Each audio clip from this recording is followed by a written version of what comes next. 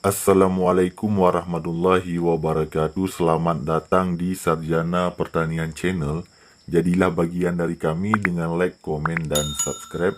Langsung saja kita buka aplikasi Telegram. Nah, tutorial kita pada kali ini yaitu tentang bagaimana cara untuk melihat arsip di Telegram ya. Caranya cukup mudah.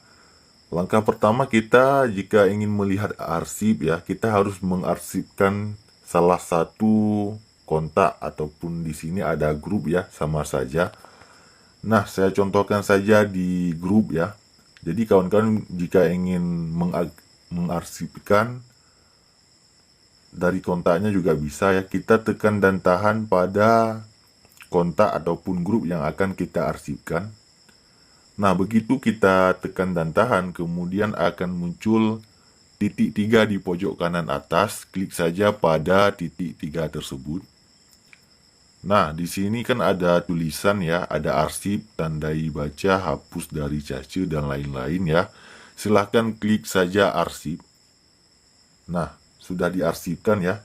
Jadi kalau kita sudah mengarsipkan ini, dia akan muncul di paling atas, scroll saja ke atas. Nah, di sini kan ada muncul arsip obrolan ya.